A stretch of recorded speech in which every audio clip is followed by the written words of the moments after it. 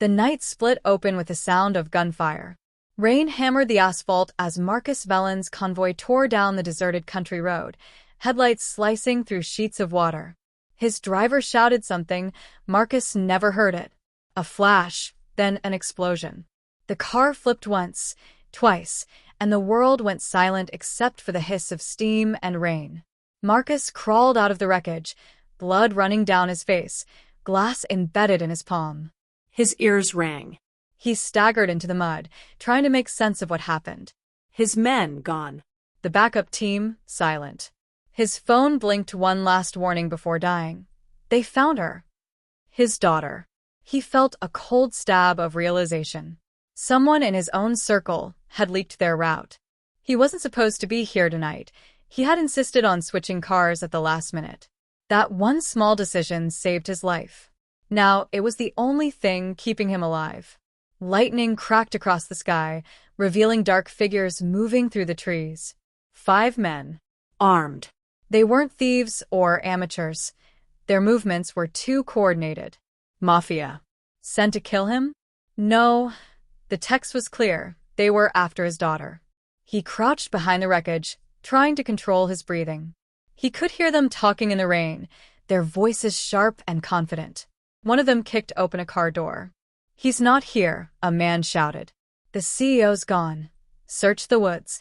Marcus slipped away, mud soaking his suit. Every step was agony. His knee throbbed from the impact, but he pushed forward, deeper into the dark. Somewhere behind him, a flashlight beam cut across the trees. He stumbled, nearly falling, then froze. A muffled grunt. A thud. The sound of someone struggling. Then silence. He turned slowly, heart pounding. Through the rain, he saw a shape move, quick, low, deliberate. One of the armed men fell face first into the mud. A dark shadow crouched beside him. A flash of metal. The shadow straightened. Marcus squinted through the rain. It was a girl. She couldn't have been more than 20, wearing a torn jacket, mud up to her knees, eyes cold as the storm itself. Her hair clung to her face, and in her hand was a knife. The blade dripped red. She looked at him like she already knew who he was. "Stay low," she said flatly. "There's 3 more." Marcus didn't move.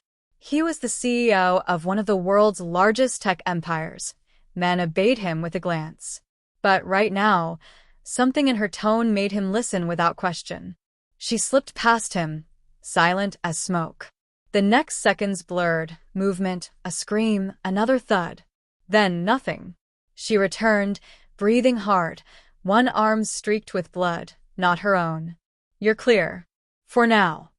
Marcus stared, disbelief and adrenaline tingling in his chest. "Who are you?" "Someone who doesn't want to bury another stranger in this forest." Her voice was calm, steady. She looked him over once, then nodded toward the trees. "If you stay here, you die. Follow me." He hesitated. "Do you even know who I am?" She met his gaze. "A man who's bleeding and out of options. That's all that matters." The rain swallowed them as they moved through the undergrowth. She guided him down narrow paths only locals could know, avoiding open spaces, avoiding light. Her steps were sure, her eyes scanning every shadow. She didn't speak again until they reached an old barn half buried in weeds. Inside, she lit a single lantern. The faint orange glow revealed cracked beams, oil drums, a pile of tools, and a girl who looked too young to have killed anyone, yet too old to be afraid. "Sit," she said, motioning to a crate. "You've got glass in your hand." Marcus sat, stiff with pride and suspicion. She tore a strip from her jacket, wrapped his palm, and tied it with rough precision. Her hands were calloused, steady. Not a city girl's hands. "Who were they?" she asked quietly. He hesitated. "Men who should have never known I was coming."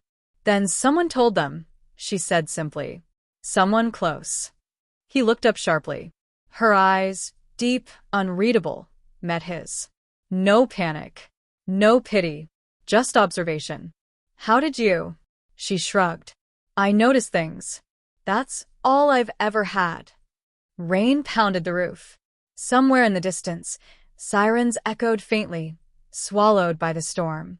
Marcus felt the weight of her words.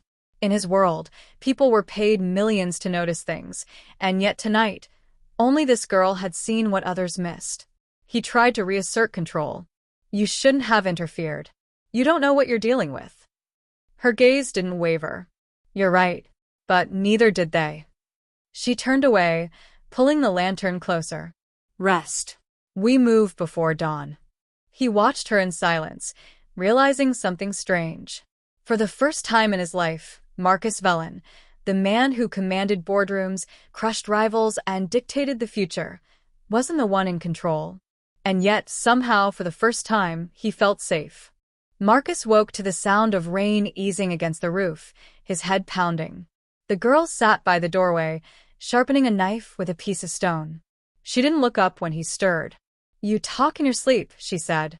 Kept saying a name. Ava. He hesitated. My daughter. She's the one they wanted. He froze. How do you know that? I heard their radios last night, she replied. They called it a child job. That's what they say when it's not the main target. He studied her, mud on her face, dried blood on her sleeve, eyes steady as if none of this surprised her. You're very calm for someone who killed 2 men. Calm keeps you alive, she said simply. He tried to stand, wincing at the pain in his knee. She handed him a stick without a word. Every movement she made was efficient, no hesitation, no wasted energy. Who are you? He asked. Alara. Last name? Doesn't matter. No one uses it. Marcus almost laughed. You talk like a soldier. I fix tractors. That answer silenced him. He watched her pack a few supplies, her motions practiced. She wasn't lying. Her hands were workers' hands, strong, scarred, precise. How did you know they weren't locals? He asked. She pointed to a torn patch from one of the dead men's jackets. Imported fabric. Russian stitching. Our tailors can't afford it. And their boots, city leather. Wrong for this mud. Her attention to detail was surgical. She didn't guess, she noticed. He realized something else. Her knife was filed perfectly sharp. Her movements were deliberate. Whoever she was, she survived by seeing what others didn't. He tapped his wrist communicator, trying to reach his security chief. No signal. He cursed under his breath. Alara looked up. You keep trying to reach them, you'll lead them right here. Whoever sold you out will be waiting for that signal. His jaw tightened. You think I don't know how to handle a security breach? She met his glare, without flinching. If you did, you wouldn't be bleeding in my barn. The words hit harder than he expected. She moved closer, lowered her voice. You don't need power right now. You need sense. You've got a traitor, and they planned this too well. Whoever they are, they've been watching you for weeks. He hated that she was right. She stepped outside, scanning the horizon. You can't go back to your house. The same car that hit you passed there 3 days ago. Marcus stared at her, the realization setting in. You've been watching them? I watch everything that doesn't belong here, she said. City people bring trouble. He leaned against the wall, mind spinning. Do you understand who you saved last night? Doesn't change what I saw, she said. Men hunting a child. Doesn't matter if you're a farmer or a CEO. Wrong is wrong. The simplicity in her tone cut deeper than pity ever could. Silence stretched between them until he finally said, You could have walked away. I tried once, she said quietly. Didn't help anyone. He didn't ask what that meant. The way she turned her face away told him it wasn't a story she'd repeat. Hours later, when the rain finally stopped, she handed him a piece of bread and motioned toward a narrow trail. We'll move at dusk. They'll sweep the roads by now. As he followed her into the forest, Marcus noticed how she always walked slightly ahead, scanning for tracks, listening to the smallest sounds. He realized she didn't just survive here, she ruled it quietly. For years he'd built empires by commanding attention. But now, watching her move through the trees, unseen and unshaken, he understood something new. Power wasn't about being visible. It was about seeing what others couldn't. For the first time in his life, Marcus felt the sting of humility and a flicker of respect for the girl who didn't need a title to lead. By morning, Marcus's instincts had returned, cold, sharp, relentless. He used Alara's old laptop, patching into a private server through an encrypted backdoor. The results chilled him. The hitman's payment traced back to an offshore account connected to his own board of directors. He stared at the numbers, jaw tightening. They used company funds, he muttered. Alara leaned over his shoulder. And they didn't even try to hide it. That's arrogance. He looked at her, surprised by the insight. She wasn't impressed by power or money. She saw structure, motive, timing. She noticed patterns like an analyst, not a villager. They began sorting the data together. Marcus handled the corporate records. Alara studied the photos and timestamps, her eyes scanning faster than his. "See this truck?" she said, pointing to an image. "It's in your security footage 2 nights before the attack. Same plate, same dent. Whoever planned this tested the route first." He hadn't caught that. She had. She glanced at him. "You have enemies with degrees. I have instincts. Works the same." He didn't reply, but the corner of his mouth twitched, a rare, silent acknowledgement of respect. They needed physical proof. Marcus remembered an abandoned storage site where sensitive files were kept before the digital shift. Alara insisted on going with him. "You won't spot danger before it spots you," she said bluntly. They moved under cover of dusk. Inside the warehouse, dust and silence swallowed them. Marcus found the terminal, booted it up, while Alara patrolled the shadows. The files confirmed it. Victor Hale, his vice president, had diverted millions to a dummy firm. A faint glint caught Alara's eye. She whispered, "Down." Marcus dropped instantly. A silenced bullet cracked through the screen. She grabbed his arm, pulling him behind a stack of crates. Another shot. She rolled, drew her knife, scanning the reflection in a broken mirror. The shooter shifted, a whisper of movement at the edge of her vision. She threw the knife. A grunt, then a body hit the ground. Marcus exhaled, shaken. She crawled toward the fallen man, retrieved her blade, wiped it on her sleeve, and said, "They knew we'd come. You've got a leak deeper than the boardroom." He looked at her, mud, sweat, blood, and saw not chaos but control. She didn't panic. She calculated. When they reached the truck, Marcus finally asked, "Why risk your life again?" She tightened the bandage around her arm. "Because truth rots when people stay quiet." He stared at her profile, steady, composed, defiant. All his life, he'd commanded loyalty through contracts and fear. She gave it freely, without asking anything in return.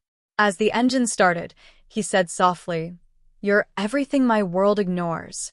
She didn't look at him. Then maybe her world's been blind too long. The road stretched ahead, silent except for the hum of rain on metal. For the first time, Marcus realized he wasn't just fighting to survive. He was fighting to deserve the kind of strength that couldn't be bought. They drove through the night until the city lights bled into the horizon. Marcus used a secure entrance to one of his old penthouses and used untraceable. Alara didn't flinch at the luxury. She scanned the corners, checking exits, mirrors, shadows. Her mind never rested. Marcus accessed a private network. Files poured across the screen, emails, transactions, encrypted messages. Every thread pointed to one man, Victor Hale, his most trusted vice president. The betrayal sat like acid in his chest. Alara leaned against the counter, arms crossed. "You trusted him?" "He built this company with me," Marcus said. "Then he knows exactly where to hurt you." She wasn't wrong. Victor had planned everything, routes, security codes, even Marcus's medical records. The assassination wasn't random. It was strategic.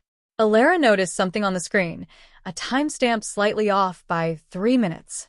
"He's communicating through delayed sync," she said. "Every time he sends something, it shifts the clock to hide the trail." Marcus blinked. "You figured that out in 10 seconds. You weren't looking for the small things," she said. "That's why they always win. People like me survive because we notice crumbs." He watched her, realizing she had built her life on paying attention while his world rewarded those who only appeared confident. They decided to intercept Victor's next move. Alara followed him discreetly when he left his hotel, blending with the catering staff during a corporate meeting. Marcus monitored from a distance. She recorded him whispering into a hidden earpiece. "It's confirmed. Marcus is gone. We'll announce the merger tomorrow." The voice on the other end belonged to a mafia contact. Proof. When Alara returned, her eyes burned with quiet victory. He's not even careful anymore. Arrogance makes people visible. That night, as Marcus cleaned the cut on her shoulder, she studied him. "You could leave. Start over. No one would blame you." He shook his head. "I built this empire to prove I could lead. Now I see I never did. I controlled. I never led." Her gaze softened. "You're learning." He laughed quietly. "My teacher fixes tractors. And still manages to keep you alive," she said, deadpan. For the first time, he smiled. Not the rehearsed one he wore for shareholders, but something real. She didn't return it. She didn't need to. When she spoke again, her tone dropped. "You're planning to confront him, aren't you?" Marcus nodded. "At the gala. Everyone will be there, including him. Then I'm going too." He opened his mouth to argue, but she cut him off. "You can't see danger until it's close." "I can." He didn't argue after that. Somewhere deep down, he knew the truth. His survival depended on the girl everyone ignored. As dawn crept through the windows, Alara stood by the glass, looking at the skyline. "Your city's beautiful," she said, "but it's blind." Marcus joined her, his reflection beside hers. Two worlds, one truth. Then maybe it's time someone opened its eyes. Marcus had never seen the boardroom so silent. The walls themselves seemed to tremble as he placed the folder on the table, each page a revelation, each signature a betrayal. His father's empire had been bleeding from the inside, not because of competition, but because of a trusted hand guiding the knife. He looked at every face around him, directors, executives, men who had once bowed to his father. Now their eyes flickered with guilt, some with fear, a few with defiance. He spoke calmly, every word measured. "The one who tried to kill my daughter wasn't just a hired gun. He was paid from inside." He turned the page, photos, bank transfers, coded messages. Each piece pointed back to one name. Adrian Cole, the company's chief of security, the man Marcus had trusted with his life. There was a rustle at the back of the room. Adrian stood, slow, composed, pretending ignorance. "You're accusing me, Marcus? After everything I've done for your family?" His voice dripped with practiced loyalty. Marcus didn't flinch. "You did everything for yourself. You planted surveillance, leaked contracts, arranged the hit to look like a random attack. But you didn't count on one thing." He motioned to the screen, where a grainy video played. The rural girl, Alina, stood in the alley that night, her hand catching the blade midair. The look in her eyes wasn't fear. It was instinct. She had saved the heir of the Silvermont Corporation without knowing who the child was. That single act had changed everything. Gasps filled the room. Adrian's mask cracked. Marcus stepped closer, voice low but razor-sharp. "You thought you'd silence me by fear. But you forgot. I pay attention to details." He placed a photo on the table, an old security ID. Adrian's name was misspelled on one version. A forgery. A ghost identity hidden for years in plain sight. Adrian lunged toward Marcus, but guards closed in.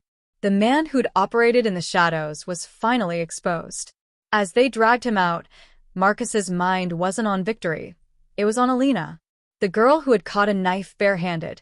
Now somewhere in a hospital recovering from injuries, she got protecting a stranger's child. He left the building before the applause began.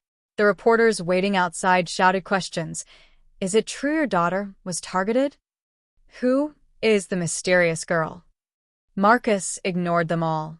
He drove straight to the small-town hospital, his hand gripping the wheel with purpose. When he entered the ward, she was sitting up, her hand bandaged, looking small against the white sheets. She blinked, surprised to see him. "You shouldn't be here," she murmured. "You're important."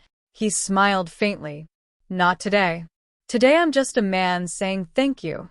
She tried to shake her head. I didn't do it for thanks. I know, he said softly. That's why it matters. There was a silence between them, the kind that hums with something unspoken. For the first time in years, Marcus felt grounded. Not as a CEO surrounded by liars, but as a man seeing genuine courage in front of him. He placed a small box on the table beside her. Inside was a silver pendant, engraved with his company's insignia. You caught a blade to save my daughter. You changed the course of everything. This isn't a reward, it's a promise. I won't let courage like yours go unseen again. Her eyes glistened. What would a girl like me even do with that? He chuckled quietly. Maybe remind people that heroes don't always wear suits. As he left the hospital, the night air felt different, cleaner, lighter. The storm that had threatened to destroy everything had revealed something unexpected. Truth, loyalty, and the quiet strength of someone the world would have ignored. Marcus glanced back once before walking away. The girl sat by the window, pendant glinting faintly in the light. And though he didn't say it aloud, he knew his world, his heart, his faith in people had just begun to heal. The boardroom chaos had settled, but Marcus's life hadn't. The exposure of Adrian Cole had only peeled back one layer of rot. There were more threads buried deep, contracts, alliances, names he hadn't yet dared to read. But through the storm, one thought anchored him: Alina, the rural girl who changed everything with a single act of defiance. Days later, she appeared at the Silvermont headquarters, dressed simply, clutching the pendant he'd given her. The guards hesitated, unsure if she belonged there, but Marcus saw her through the glass and waved her in. Every executive paused as she walked past. No designer clothes, no airs, just quiet strength. The kind that silences a room. I came to return this, she said, placing the pendant on his desk. You've done enough. I don't want to owe anyone anything. Marcus studied her face, the steadiness in her tone. You don't owe me, he said, but you've earned a place here. I need someone who sees what others miss. She frowned. You want me to work here? I'm not like them. Exactly, he replied. That's why I trust you. She hesitated, then nodded once. No dramatic gratitude, just acceptance. It was enough. Within weeks, she was quietly changing the rhythm of the office. While others chased credit, Alina noticed small things: missing signatures, misplaced files, patterns that didn't fit. She wasn't loud, but her precision began to expose what even Marcus hadn't seen: another leak, a second insider quietly feeding information to rivals. When Marcus confronted the final culprit, a senior director he'd known for 20 years, he didn't gloat. He simply said, "You underestimated the one person you thought was invisible." And when the man was escorted out, Alina was there, silent as always, watching truth replace deceit. Months passed. The company stabilized, investors returned, and for the first time, Silvermont wasn't built on fear or hierarchy. It was built on clarity. Marcus learned to listen more, to look closer, to value the unseen work that kept everything alive.